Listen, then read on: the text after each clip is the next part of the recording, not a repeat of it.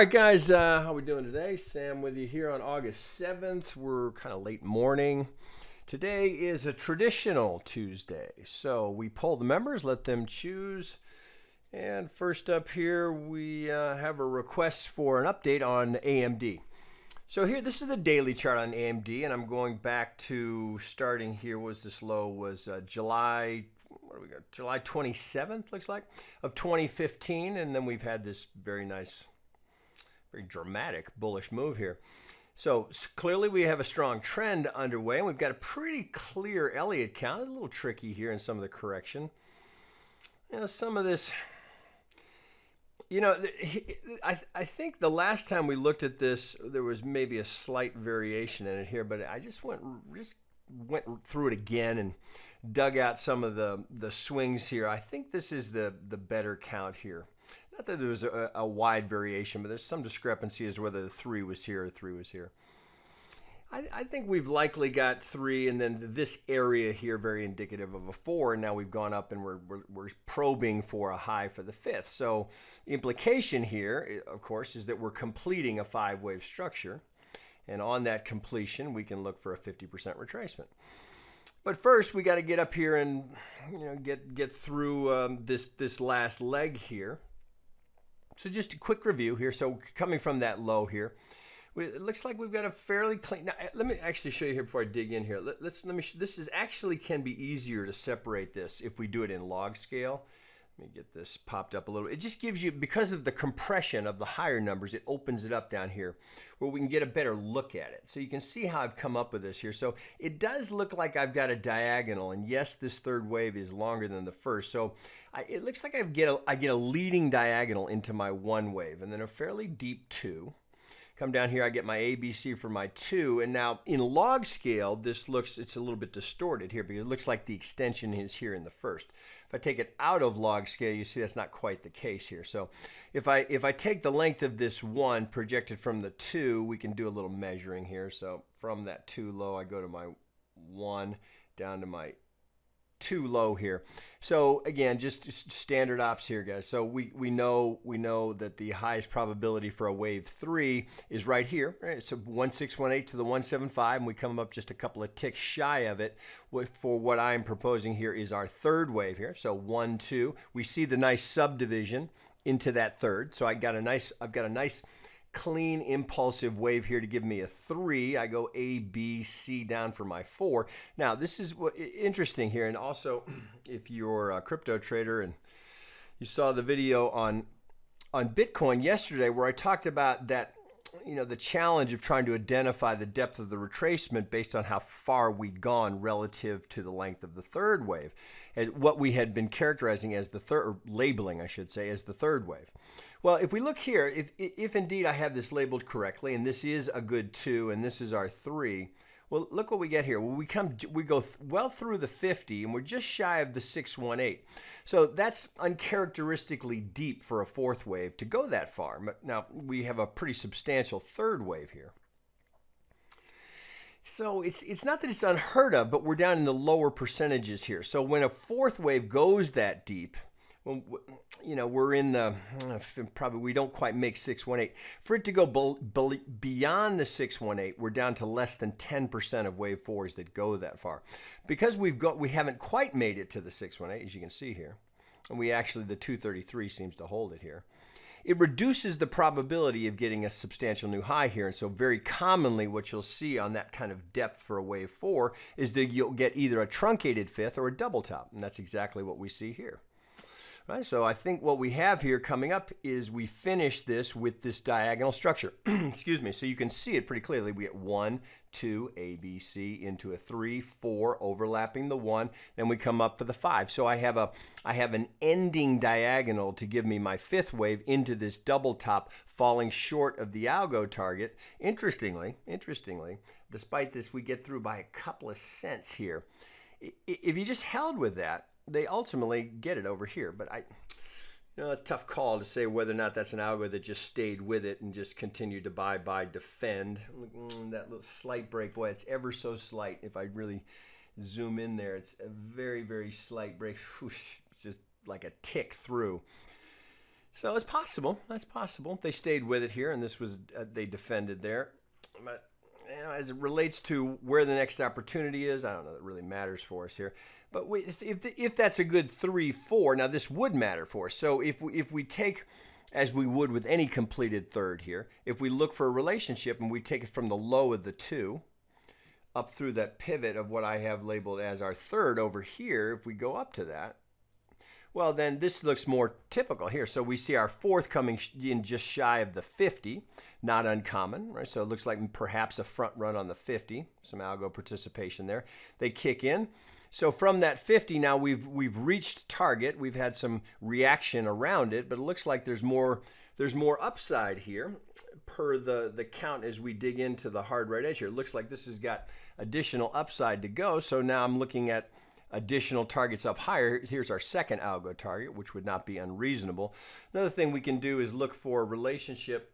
Because of the third is so much longer than the first, in that case, it's not uncommon to look for a relationship between the very start of the first wave through the pivot of the peak of the third, projected from the 4, looking for a relationship up here. So if I go all the way back to that beginning low, get up to my third high, then down to my, right on there. So we get this little cluster up here. So we're starting to build a case for some confluence. So we have the 100%. So this would be parity, as in the length of the entire 1 through 3 projected from the 4. Got that right on there. Projected from the 4. This would be equality here. So we'd have perfect 100%. So that's a reasonable target. Now, if we add to that what I just drew up for you, which was this pivot here, we get this hot box, as I call them. We get a confluence zone up here. It's an area to be paying attention to. And it looks like it might play rather nicely with the count that's unfolding if indeed we're going to continue into this third, look for a 4 and a final kick into a 5th. So we've got a reasonable target up here to be identifying. We're at 1950, and that would put us up closer to 24. So that may well be what we're looking at. So with that identified, let's now dig in over here. So I don't even know that we need to go beyond or down below the daily. Let's give this a closer look here. So if we look within this last leg, here's my 4. So I can get a very nice 1, 2, 3. We come down here. Looks like I've got my 4 right here. And then from that, we've just gone 1, 2. It's hard to know whether or not we've completed the third here. We can do a little measuring. So we can take the length of our 1 projected from our 2. Well, we've already made, it's very possible that we've already made the third here, because we've already come right to this one, same just as I showed you before, right back to that 178, 165 box up here, right? That's our high probability for a wave 3 relative to the length of the 1 projected from the 2. So good probability we've got our third, could very well be in there. So that would give us our 3. Is the 4 in? Maybe, right? So we have a possibility here. Let's check it. If we're going from my 2 low to my 3 high, well, so we've come, it looks like it's 2 ticks shy of the 50 here. So again, a little deeper on these 4s. So we're down for the challenge at the 50. That holds. We've had this response. Now, if we were going to pivot here, so if this were going to pivot right here at the first algo target, then we're short of those other targets as we drew that box. So it's possible. We can't say for sure yet as to whether or not that 3 is in. This is somewhat of an incomplete correction. So we have the possibility here. First move down is just the A wave, and we've got a little more depth. Now let's get that down to something. Let's get this. There we go. That'll work. Okay. So if we've got an A, B, and then a C coming in, then the 4 would be a little bit lower. It's a little hard to make that call just yet. So what I'll do here in this kind of situation, we just wick off the 1. I want to see what's going to happen here. Are we just going to continue to rally and head up towards this kind of target, leaving these upper targets unrealized? That's certainly possible. So let's go down here. Let's go to, let's see if an 8-hour gives us any further insight. You see, what I'm trying to get a handle on is this here. Let's go down again. We'll go down to a 2-hour. Well, we can get, it looks like the 3 looks fairly good. So if I dig in here, it looks like I've got a pretty good 1, 2, 3, 4, and 5 is in there. So I've got the impulsive structure and the subdivision that I need for my third.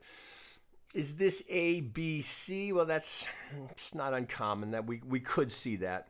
I don't love this here. Well, so look here. So let's measure it this way. So if we go 1, then let's check this 2 here. It looks fairly good here. So if I've got a truncated C here, this is what I'm hesitating a little bit, because this just doesn't look complete. Would this be A, B? You know, I really can't even get a C out of that. So I'm a little bit hesitant on this, but let's use the deepest pivot. That's what an algo is going to use. So we come here. So we come right to the 50. You'll get a tick through it. So now we look here. We've come to what, as I just showed you. So we know the negative 100 will be very close to the negative 618. So this is a reasonable third here. This is the area that I'm a little uneasy with because I don't like this subdivision here, but it wouldn't be the craziest thing I'd ever seen. So if we stay with this count and the possibility here that we're just now putting in a B, as we've got a nice little A, B, C into this B. I'm putting it this way. I certainly wouldn't be a buyer here. Now, I'm never a breakout trader, so I would not be saying, oh, we break that high.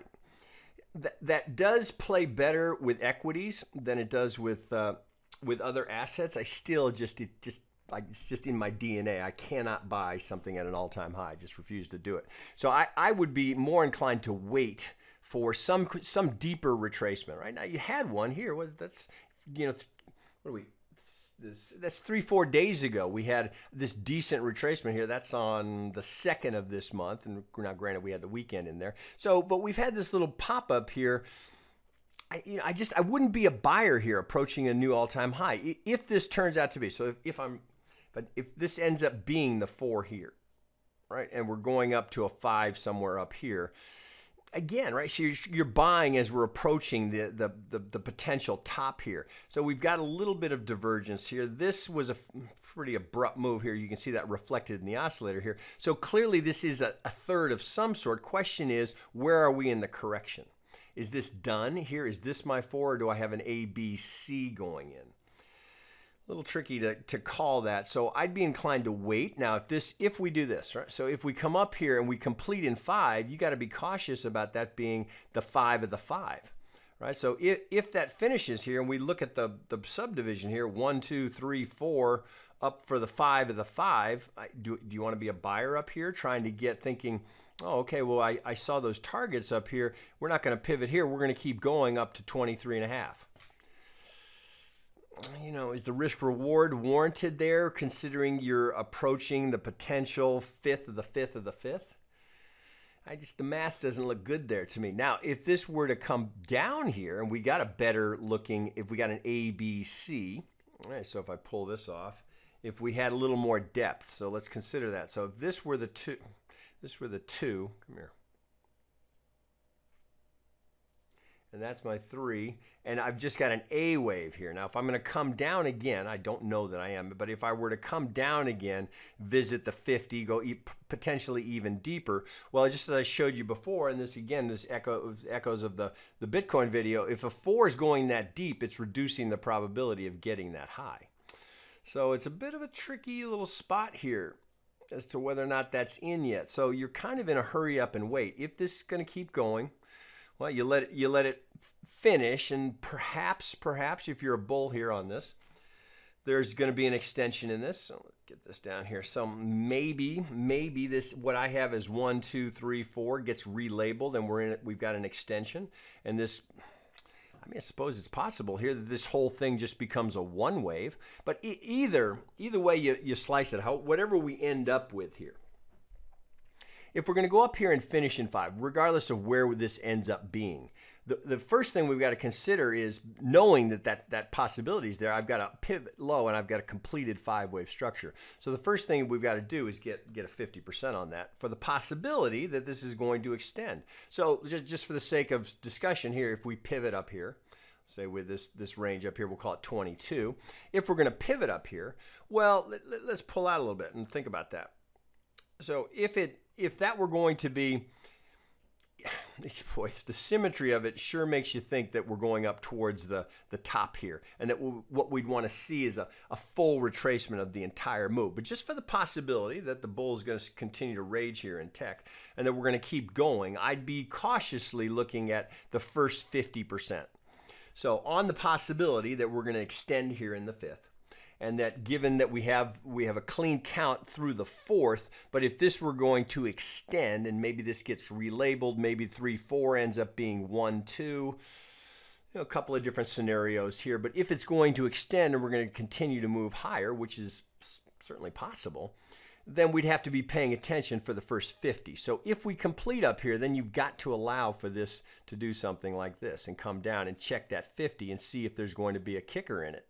If there is, well, look at that 50 coming in right where that prior resistance was. So we'd have this range up here of these prior highs kicking in here, so we'd have some structural support. Then of course, what does the subdivision look like as we come down to those levels?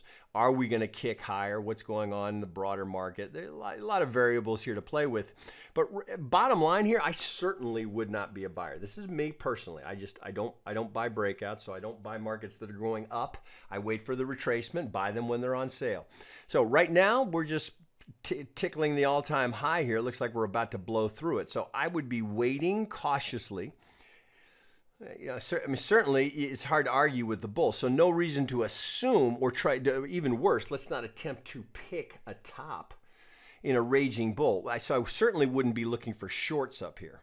Not until we get more confirmation. Now, if you were, for whatever reason, extremely bearish and you were looking for that correction, well, again, it's just never worth trying to pick the top. It's just no reason to do it. So wait for the first move off of a pivot, wherever we see it, and then take the first higher low. Or, pardon me, take the, I get that wrong. It's so easy to get that wrong. If we swing down and we get a lower high, that would be the first opportunity. So if it were going to be a 1-2 or an AB, regardless of what it is, again, hypothetically, if we're here, I'm looking for this trade.